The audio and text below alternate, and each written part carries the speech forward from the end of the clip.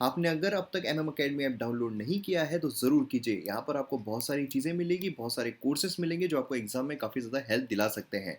यहाँ पर सभी कोर्सेज़ अवेलेबल है, मतलब आप जीएस 1 देखिए, जीएस 2, जीएस 3, जीएस 4, मतलब जीएस 1 से रिलेटेड अगर आप देखोगे तो उसमें ancient history, modern history, art and culture, medieval history सब कुछ देखने को मिलेगा। जीएस 2 देखोगे तो उसमें गवर्नेंस, पॉलिटी, इंटरनेशनल रिलेशन सब देखने को मिलेंगे। एंड देन उसके बाद जीएस 3 इकोनॉमी बोलिए, एनवायरमेंट बोलिए, देन उसके बाद उसमें जो एग्रीकल्चर आता है वो भी पार्ट वहाँ पर कवर किया गया है। साइंस एंड टेक्नोलॉजी बोलिए, सब कुछ आपको मिलेगा।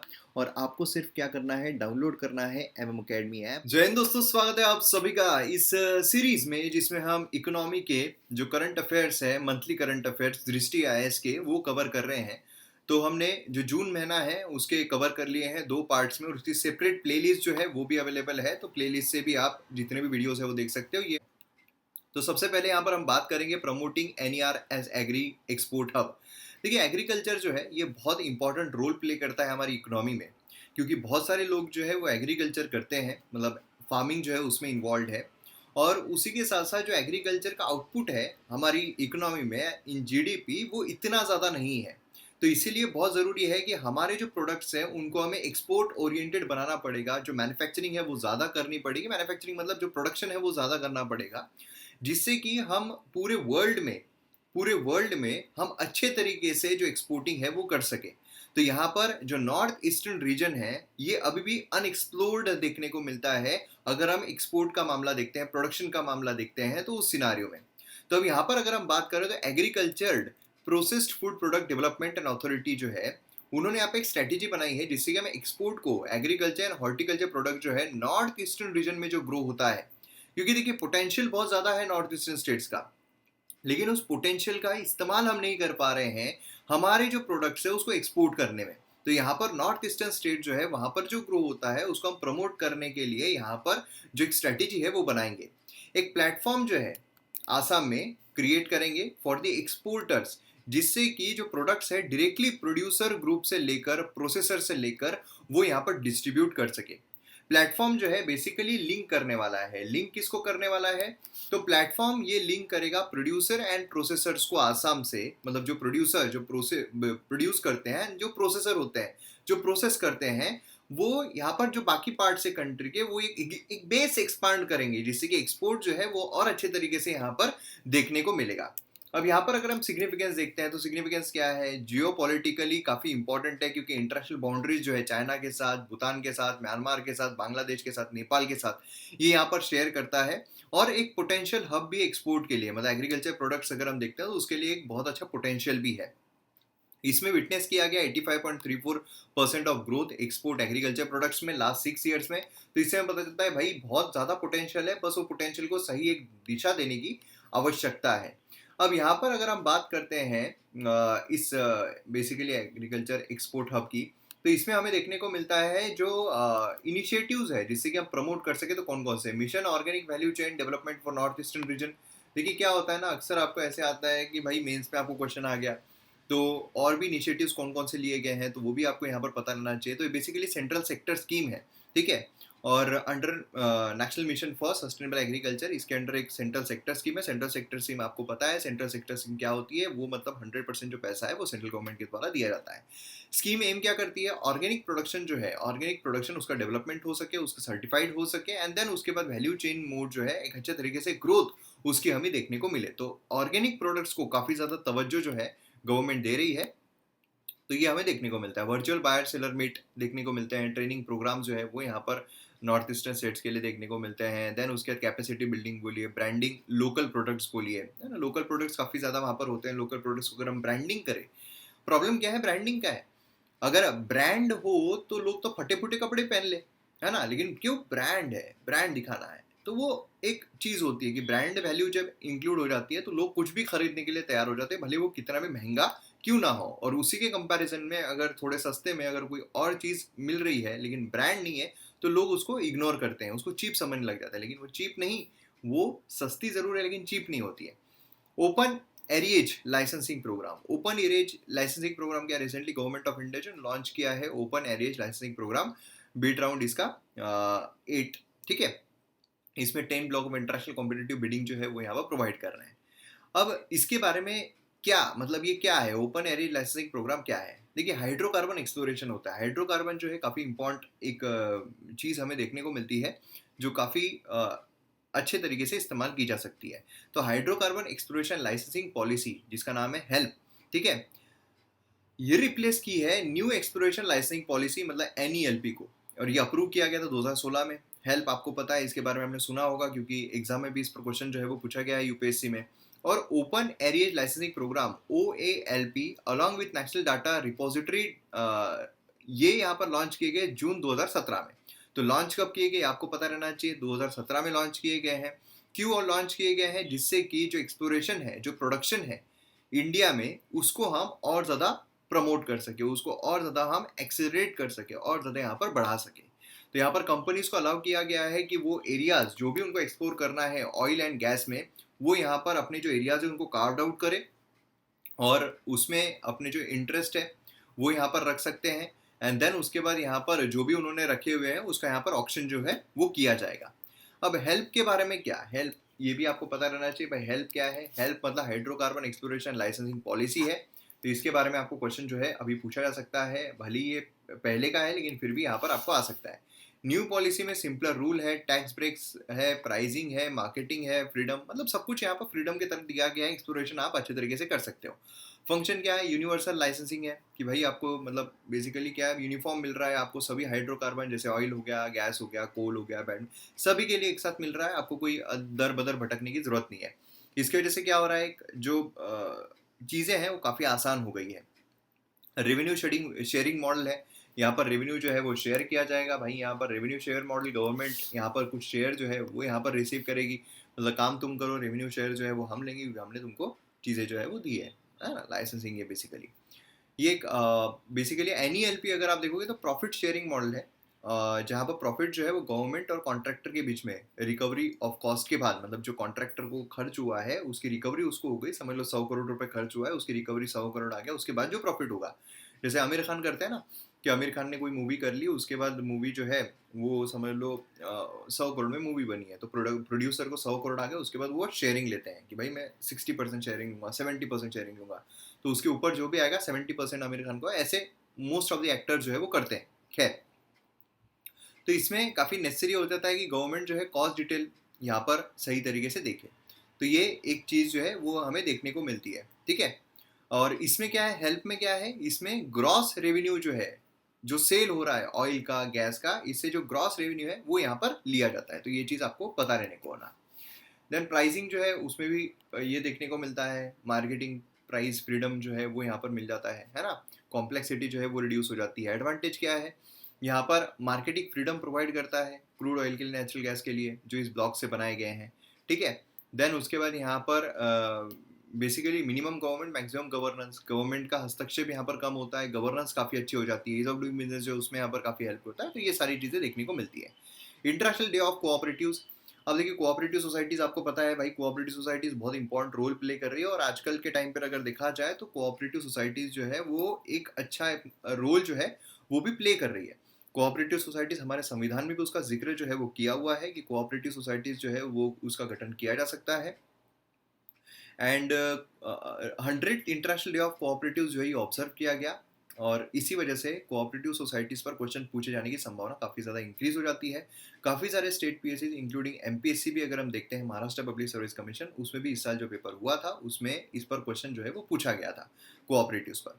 तो इंडिया सेलिब्रेट कर रहा है, और थीम क्या है, building a self reliant India and better world through cooperatives. तो ये एक चीज़ पता रहना चाहिए, थीम जो है ये अक्सर एग्जाम में आती है। अब इंटरनेशनल डे ऑफ कोऑपरेटिव्स जो है ये क्या है, तो हिस्टोरिकल पर्सपेक्टिव अगर हम इसका देखें तो इंटरनेशनल डे ऑफ कोऑपरेटिव्स ये डिक्लेयर किया गया है यूनाइटेड नेशन जनरल असेंबली के द्वारा 16 दिसंबर 1992 को, फर्स्ट सैटरडे ऑफ जुलाई। तो फर्स्ट सैटरडे ऑफ जुलाई जो होता है उसमें ये हमें ऑब्जर्व होता हुआ देखने को मिलता है। तो अब इसमें जो कोऑपरेटिव सोसाइटीज़ है इसके बारे में हमने हमारे पॉलिटी के जो लेक्चर्स है MM अकेडमी ऐप पर उस पर कवर किया हुआ है। पर्पस क्या है, जिससे कि कोऑपरेटिव जो है उसको ग्लोबली हम यहाँ पर प्रमोट कर सके, है ना, तो वो एक्सपांशन, प्रॉफिटेबिलिटी, ये सब यहाँ पर बढ़ सके।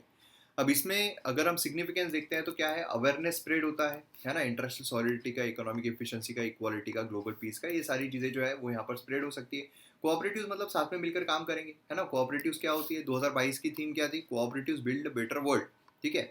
एंड कोऑपरेटिव्स अगर आप देखोगे तो ये पीपल सेंटर्ड एंटरप्राइज ओन्ड होता है, मतलब यहाँ पर लोगों के द्वारा ओन किया जा रहा है, साथ में मिलकर आगे चलो भाई ये कर लेते हैं, चलो भाई ये वाला कर लेते हैं, वो कर लेते हैं, ये बेसिकली देखने को मिलता है, ठीक है। तो काफ़ी अच्छे तरीके से डेमोक्रेटिकली मैनेज किया जाता है, उसमें सभी लोग जो है अपना पार्टिसिपेशन करते हैं, सभी लोगों की सुनी जाती है, तो ये सारी चीज़ें देखने को मिलती है। कुछ सक्सेस स्टोरी अमूल हमें देखने को मिलता है, IFF CEO देखने को मिलता है, क्रीबा क्रीबा को देखने को मिलता है ना। तो ये कुछ है जो हमें सक्सेस स्टोरीज इनके देखने को मिलते हैं।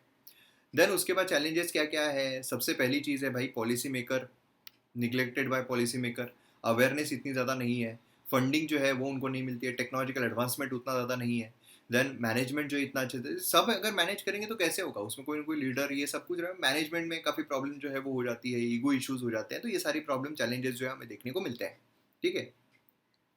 RBI यहाँ पर अलाउ कर रहा है ट्रेड सेटलमेंट रूपी, जो रूपी है उसमें भी ट्रेड सेटलमेंट हो सकता है।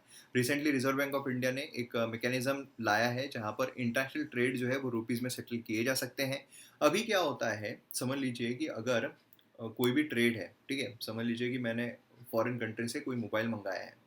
अब फॉरेन कंट्री से जब मोबाइल मंगाया है तो बट ऑब्वियस है कि मुझे जो पैसे पे करने पड़ेंगे वो डॉलर्स में पे करने पड़ेंगे। मतलब मैं पहले दास जी के पास जाऊंगा, दास जी को बोलूँगा सर ऐसा है कि मेरे को डॉलर चाहिए। वो बोलेंगे क्यों, मैंने बोला मोबाइल मंगाया है तो उससे, तो उनको डॉलर में पैसे देना है। अच्छा कितने डॉलर चाहिए, मैं बोलूँगा $2 चाहिए। उस हिसाब से मैं अपने 160 रुपये दूंगा और $2 जो है वो ले लूँगा। तो अब इसमें क्या हो रहा है, डिमांड किसकी बढ़ रही है, डिमांड बढ़ रही है डॉलर की। डिमांड जिसकी बढ़ेगी उसकी वैल्यू बढ़ेगी। तो मतलब अब यहाँ पर दास जी क्या बोलेंगे, भाई नहीं 80 रुपये नहीं है, अब एक डॉलर 80 रुपये का नहीं है, अब $1 90 रुपये का हो गया है। मतलब मेरे को 180 रुपये देने पड़ेंगे तब जाकर मेरे को $2 मिलेंगे और मैं उसको पे करूँगा। और वही समझ लो कि अगर मैं दास जी के पास जाके बोलूँ कि मेरे को रुपये चाहिए, तो रुपये की डिमांड बढ़ गई, मतलब रुपये की वैल्यू बढ़ गई। रुपये की वैल्यू बढ़ेगी तो अपने आप रुपये जो है उसकी वैल्यू अप्रिशिएट होती जाएगी। तो यहाँ पर क्या है, रुपये की वैल्यू इतनी डिप्रिशिएट हो गई है एट प्रेजेंट, तो इसके अप्रिशिएट करने की बहुत ज़्यादा आवश्यकता है। इसलिए क्या है, रुपये की डिमांड यहाँ पर इंक्रीज होनी चाहिए। तो बेसिकली क्या है कि अब यहाँ पर समझ लो कि एप्पल का मोबाइल मंगाया है और वो मैं रुपये में ही उसको दे दूंगा, ले भाई रुपये में ही ले। तो इससे क्या होगा, इससे एक बेसिकली क्या होगा, एक सही मैकेनिज्म जो है वो तैयार हो जाएगा, है ना। तो मतलब रुपये की एक डिमांड, जो एक डोमिनेशन है वो यहाँ पर इंक्रीज हो जाएगी। तो रुपी पेमेंट मैकेनिज्म क्या है, यहाँ पर बेसिकली ऑथराइज डीलर जो है इंडिया में उनको परमिट किया गया है to open rupee vostro account, जिसमें क्या होगा, यहाँ पर बाकी बैंक के बिहाफ में वहाँ पर एक पैसा जो है वो रखा जा सकता है। इंडियन इंपोर्टर्स जो इंपोर्ट कर रहे हैं, जब भी कोई चीज़ इंपोर्ट होती है तो हमको पैसा देना पड़ता है, तो वो जो सेटलमेंट है वो यहाँ पर INR रुपी जो है उसमें हो सकता है। तो ये वेस्ट्रो अकाउंट जो है ये आपको बस यहाँ पर ध्यान में रखना है, ठीक है। तो इतनी चीज़ आप ध्यान में रखें, बाकी कोई मतलब की बात नहीं, इतना कोई यहाँ पर देखने को नहीं मिलता, ठीक है। बाद में ये सारी चीज़ें जो है वो ये है, इंडियन एक्सपोर्टर जो है वो भी मैकेनिज्म यूज़ कर सकते हैं कि भाई यहाँ पर INR जो है उसमें यहाँ पर अपना जो वेस्ट्रो अकाउंट है वो इस्तेमाल कर सके। तो ये चीज़ यहाँ पर आती है। एग्जिस्टिंग मैकेनिज्म क्या है कि भाई यहाँ पर कंपनी अगर एक्सपोर्ट या इंपोर्ट करते हैं, ट्रांजैक्शन जो है फॉरेन करेंसी में ही होना चाहिए, है ना। अब वो नेपाल और भूटान जो है वहाँ पर ऐसा नहीं होता, लेकिन बाकी फॉरेन करेंसी में ही वहाँ पर हो जाता है, इसलिए फॉरेन करेंसी में इंडियन कंपनीज को पे करना पड़ता है, ठीक है। बेनिफिट क्या है, ग्रोथ प्रमोट होगी कि भाई इंडिया का डोमिनेशन यहाँ पर इंक्रीज होगा, है ना। और जो सैंक्शन कंट्रीज है, क्योंकि क्या होता है, अगर समझ लो रशिया जो है वो सैंक्शन कंट्री, यूएसए ने सैंक्शन किया है, तो उसके साथ हम डॉलर्स में एक्सचेंज नहीं कर सकते, लेकिन रुपये में अगर एक्सचेंज कर रहे हैं तो रशिया के साथ भी हम ट्रेड कर पाएंगे, है ना। फॉरेक्स फ्लक्चुएशन जो है वो यहाँ पर अच्छा होता है, रुपये का फॉल जो है वो यहाँ पर बच जाता है, क्योंकि रुपये का जो बेसिकली डॉलर की डिमांड है वो इंक्रीज नहीं होती है। तो इसमें अलग अलग इनिशिएटिव जो इंटरनेशनल ट्रेड के द्वारा भी लिए गए हैं। रुपी रोबल अग्रीमेंट जो है वो देखने को मिलता है, फ्री ट्रेड अग्रीमेंट जो है वो हमें देखने को मिलता है, तो कई सारी चीज़ें यहाँ पर देखने को मिलती है, ठीक है। एंड देन इंडिया का डिफेंस एक्सपोर्ट, इंडिया का डिफेंस एक्सपोर्ट अगर हम देखते हैं 2021-22 का एस्टिमेट किया गया है 13,000 करोड़ का, ठीक है, हाईएस्ट एवर। तो इसलिए इस पर भी क्वेश्चन आने की संभावना इंक्रीज हो जाती है। यूएस मेजर बायर रहा है, ठीक है, ये एक बहुत इंपॉर्टेंट चीज़ है, US was major buyer and also nation South East Asia, सभी जगह हुए हैं, ठीक है। प्राइवेट सेक्टर अकाउंट करता है 70% ऑफ द एक्सपोर्ट, ये भी चीज़ ध्यान में रखना है। Private sector 70% of the export जो है ये यहाँ पर अकाउंट करता है, बाकी 30% हमारे पब्लिक सेक्टर। अब यहाँ पर अगर आप देखोगे तो इंडियन कंपनीज इंक्रीज कर रही है, अपना प्रोडक्शन इंक्रीज कर रही है, अपनी क्वालिटी इंक्रीज कर रही है, जिससे कि बाकी कंट्रीज को भी वो दे सके। तो ये एक चीज़ आपको यहाँ पर ध्यान में रखना है। कई सारे इसमें बेसिकली मतलब चीज़ें क्या हो रही है, अब इंडिजीनियस होती जा रही है। आपने देखा होगा कई बार ये इंडिजीनियसली बनाया गया है, ये किया गया है, तो पार्टनरशिप के साथ प्राइवेट फर्म जैसे से इन्वॉल्व हो रही है, अच्छा खासा यहाँ पर हमें देखने को मिल रहा है। बाकी कुछ यहाँ पर आपको ध्यान देने की ज़रूरत नहीं है या इसके में टाइम वेस्ट करने की ज़रूरत नहीं है। इनिशिएटिव्स इससे जो लिए गए हैं, defence production export promotion policy 2020 की, देन उसके बाद मल्टी प्रोलॉन्ग स्टेप है टूवर्ड रेजिलिएंट डिफेंस सेक्टर। तो ये आप अगर हल्के हल्के में पढ़ लोगे तो हो जाएगा, बाकी कॉन्सेप्ट आपको समझ में आना चाहिए। स्मॉल सेविंग स्कीम्स, यहाँ पर क्या है, स्मॉल सेविंग स्कीम्स होती है। स्मॉल सेविंग स्कीम्स क्या है, मतलब समझ लीजिए इंडिया में जो मिडिल क्लास है उसके लिए ये बेसिकली हमें देखने को मिलती है। तो गवर्नमेंट ने क्या किया, इंटरेस्ट रेट जो है उसको अनचेंज रखा है स्मॉल सेविंग स्कीम्स के, ठीक है। उसमें नेशनल सेविंग सर्टिफिकेट बोलिए, पब्लिक प्रोविडेंट फंड बोलिए, ये यहाँ पर सेम रखा हुआ है। कि हाई इन्फ्लेशन हो रहा है, इन्फ्लेशन समझ लो कि अगर आपने 100 रुपये स्मॉल सेविंग स्कीम में डाले, ठीक है, समझ लो नेशनल सेविंग सर्टिफिकेट में डाले, 100 रुपये डाले, अब गवर्नमेंट आपको 10% उस पर दे रही है, तो मतलब जब मैच्योरिटी हो जाएगी तो आपको कितने मिलेंगे, 110 रुपये मिलेंगे। लेकिन जब मैच्योर्ड होगी तो इन्फ्लेशन इतनी तेजी से बढ़ रहा है कि 110 रुपये की कोई वैल्यू नहीं रहेगी।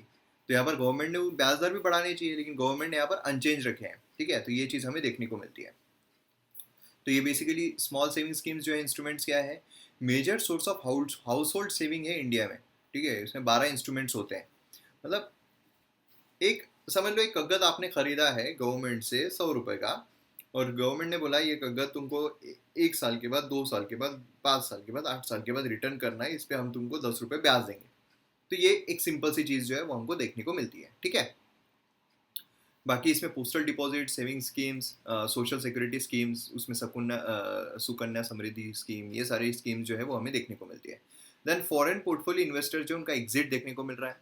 फॉरेन पोर्टफोलियो इन्वेस्टर्स बेसिकली क्या है, फॉरेन इससे जो आए हुए हैं अपना पोर्टफोलियो यहाँ पर मेंटेन कर रहे हैं, मतलब इंडियन स्टॉक्स में इन्वेस्ट कर रहे हैं, इंडिया की ज़मीन पर इन्वेस्ट कर रहे हैं, ऐसे हम बोलते हैं फॉरेन पोर्टफोलियो इन्वेस्टर्स।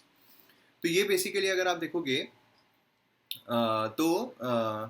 इसमें क्या हो रहा है, हमारे यहाँ पर वो अगर निकल रहे हैं तो क्या होगा, वो अगर निकल रहे हैं तो जैसा मैंने आपको बताया था कि अगर ज़्यादा फॉरेन पोर्टफोलियो अगर बाहर जा रहा है, इंडिया से बाहर जा रहा है, तो वो डॉलर्स में लेके जाएंगे, डॉलर की डिमांड बढ़ेगी, हमारी रुपये की वैल्यू जो है डिप्रिशिएट होती जाएगी, है ना। तो बेसिकली क्या होता है, हमें नुकसान होता है, जितना ये लोग बाहर जाते हैं लेकर उतना हमारे लिए नुकसान की बात होती है। तो यहाँ पर मतलब हमारा रुपये जो है वो भी डिप्रिशिएट होता है। फॉरेन पोर्टफोलियो इन्वेस्टर वो होते हैं जो इन्वेस्ट करते हैं अपना फंड मार्केट में outside of their home turf, ठीक है। मतलब वो अगर यूएसए का है तो यूएसए में इन्वेस्ट नहीं, इंडिया में इन्वेस्ट कर रहा है। तो ये हमें यहाँ पर देखने को मिलता है, अलग अलग इसमें इन्वेस्ट करते हैं वो लोग, है ना। अब इसमें अगर आप देखोगे तो एफपीआई पार्ट होता है कंट्री के कैपिटल अकाउंट का, कैपिटल अकाउंट का वो पार्ट होता है। ये फॉरेन पोर्टफोलियो इन्वेस्टमेंट जो आती है बाहर से जो इन्वेस्ट है, कैपिटल अकाउंट का पार्ट होता है। ये चीज़ आपको यहाँ पर ध्यान में रखनी है, ठीक है। और इनको एफपीआई जो होते हैं, इनको हॉट मनी जो है वो भी रेफर किया जाता है। क्यों हॉट मनी क्यों रेफर किया जाता है, सीधा क्वेश्चन आ सकता है, हॉट मनी क्यों बोलते हैं, क्योंकि उनकी टेंडेंसी होती है to flee at the first sign of trouble. अगर इकोनॉमी में उनको कुछ भी गड़बड़ी दिखती है तो पहले भागने वाले फॉरेन पोर्टफोलियो इन्वेस्टर्स होते हैं। तो इसलिए उनको पता था हॉट मनी भाई गर्म है, कभी भी हथौड़ा मार के निकल सकते हैं, ठीक है। सिग्निफिकेंस क्या है, एक तो इंटरनेशनल क्रेडिट आता है ना, डोमेस्टिक कैपिटल जो है वो इंक्रीज होता है, देन उसके बाद पैसा आता है तो अपने आप इक्विटी मार्केट जो है वो प्रमोट होता है कि इंडिया में अगर बहुत ज़्यादा फॉरेन पोर्टफोलियो आ रहा है तो भाई मतलब बहुत अच्छा है, यहाँ पर इंडियन मार्केट कर रहा है तो और ज़्यादा करो। तो ये चीज़ें हमें देखने को मिलती है, ठीक है। और इनकरेज क्या करता है, इकोनॉमिक ग्रोथ, इकोनॉमिक ग्रोथ अच्छी है, उनको अगर ज़्यादा रिटर्न्स मिल रहे हैं तो ज़्यादा यहाँ पर वो अट्रैक्ट होंगे कि आने के लिए, ठीक है। बाकी कुछ इतना ध्यान देने की यहाँ पर ज़रूरत नहीं है। अब सेलिंग क्यों हो रही है, सेलिंग क्यों हो रही है, पोस्ट पेंडेमिक इफेक्ट, कि भाई उनको ऐसा लग रहा है कि बुरी खबर और आ सकती है, इंडिया जो है इतना अच्छे से परफॉर्म नहीं कर पाएगा, रशिया यूक्रेन कॉन्फ्लिक्ट हो रहा है कि नहीं अपने घर पे बैठ जाओ भाई, है ना, यूएस का फेडरल रिजर्व जो है उसके वजह से। तो ये सारी चीज़ें जो है वो हमें देखने को मिल रही है। और इम्पैक्ट क्या होता है, जब वो निकल जाते हैं तब बाहर निकलते हैं लोकल करेंसी, है ना। बेसिकली क्या होता है, इन्वेस्टर रुपी सेल करते हैं और अपनी डॉलर जो है वो ले लेते हैं। इसकी वजह से क्या होता है कि हमारी लोकल करेंसी डिप्रिशिएट हो जाती है। एक्सपोर्ट इंपोर्ट, इंडिया जो है वो one of the largest crude oil importer है, दुनिया का, इसलिए क्या है अब हमारी वैल्यू डिप्रिशिएट हो जाएगी। पहले अगर हमको 50 रुपये देने पड़ते थे एक बैरल के लिए, अब हमको 100 रुपये देने पड़ेंगे क्योंकि हमारी करेंसी डिप्रिशिएट हो गई है। जो फॉरेन करेंसी रिजर्व है वो हमारा कम हो जाता है ना। तो ये सारे प्रॉब्लम जो है वो हमें देखने को मिलते हैं। देन उसके बाद financial service institutions bureau, cabinet committee जो है, cabinet appointments committee basically ACC, cabinet appointments committee, इसने पास किया है गवर्नमेंट रेजोल्यूशन जिससे कि फाइनेंशियल सर्विस इंस्टीट्यूशन ब्यूरो जो है वो यहाँ पर ला सके, स्टैब्लिश कर सके in place of banks board bureau, BBB जो है उसकी जगह पे FSIB ये यहाँ पर स्टैब्लिश किया जाए। न्यू फ्रेमवर्क यहाँ पर दिए गए department of finance financial service के द्वारा। तो फाइनेंशियल सर्विस इंस्टीट्यूशंस ब्यूरो ये बेसिकली क्या है, ये यहाँ पर chief of public sector bank and insurance companies select करेंगे। क्या क्या करेंगे, फीचर्स पता रहने चाहिए, सिलेक्ट करेंगे, ठीक है। देन क्लियर मैंडेट रहेगा, गाइडलाइंस यहाँ पर इशू करेंगे कि जनरल मैनेजर डायरेक्टर्स कैसे रन करने वाले हैं, कैसे सब कुछ चलने वाला है। FSIB सिंगल एंटिटी रहेगी रिकमेंडेशंस के लिए कि यहाँ पर जो अपॉइंटमेंट होने वाले हैं, होल टाइम डायरेक्टर जो रहने वाले हैं, नॉन एग्जीक्यूटिव चेयरमैन जो रहने वाले हैं, तो यहाँ पर ये सिंगल एंटिटी रहेगी, अकेली एंटिटी रहेगी रिकमेंड करने के लिए कि भाई ये बनने वाला है, वो बनने वाला है, ये होने वाला है, वो होने वाला है, ठीक है। तो ये चीज़ आप ध्यान में रखिए। चेयरमैन जो रहेगा, ACC has approved appointment of Bhanu Pratap Sharma, इनको ये किया हुआ है। और पब्लिक सेक्टर बैंक क्या होते हैं, पब्लिक सेक्टर जहाँ पर गवर्नमेंट की जो शेयर होल्डिंग है काफ़ी ज़्यादा है, मतलब मोर देन 50% है, तो वहाँ पर हम बोलेंगे पब्लिक सेक्टर बैंक है, जैसे SBI हो गया, है ना। तो ये हमें देखेंगे। फाइनेंशियल इंस्टीट्यूशंस मतलब क्या है, अम्ब्रेला टर्म है कि जितनी फाइनेंशियल इंस्टीट्यूशंस है जो पैसे से व्यवहार करती है वो सब फाइनेंशियल इंस्टीट्यूशंस में आएंगी, ठीक है। बैंक बोर्ड ब्यूरो क्या है, बैकग्राउंड अगर हम देखते हैं इसका, तो bank board bureau genesis recommendation committee review guidance सब कुछ यहाँ पर ये जो है वो दे देते, ठीक है। तो ये चीज़ आपको यहाँ पर ध्यान में रखनी है। बाकी अगर हम स्टेट स्टार्टअप रैंकिंग देखते हैं 2021 की, तो थर्ड एडिशन है, तीसरा एडिशन है, ये आपको ध्यान में रखना है। देन उसके बाद यहाँ पर स्टेट स्टार्टअप रैंकिंग में गवर्नमेंट ऑफ इंडिया यहाँ पर स्टार्टअप इकोसिस्टम जो है वो बिल्ड करने की कोशिश कर रही है, इसी वजह से ये चीज़ हमें देखने को मिलती है। ऑब्जेक्टिव क्या है, स्टार्टअप इकोसिस्टम को और ज़्यादा प्रमोट किया जाए, लोग जो है उनको और ज़्यादा इंकरेज किया जाए। क्लासिफिकेशन कैसे किए गए हैं, क्लासिफिकेशन किए गए हैं best performer, top performer, leader, aspiring leaders and emerging startup ecosystem.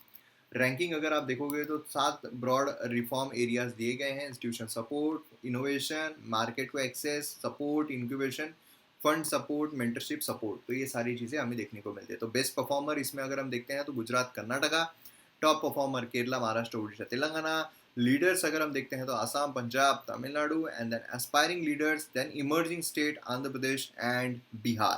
तो ये आपको पता रहना चाहिए, ठीक है।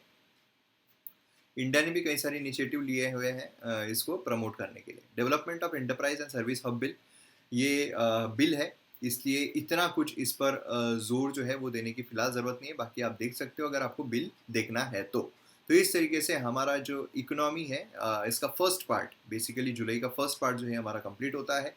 बाकी नेक्स्ट इसमें हम दूसरा जो सेकंड जो पार्ट है उसको कवर करेंगे।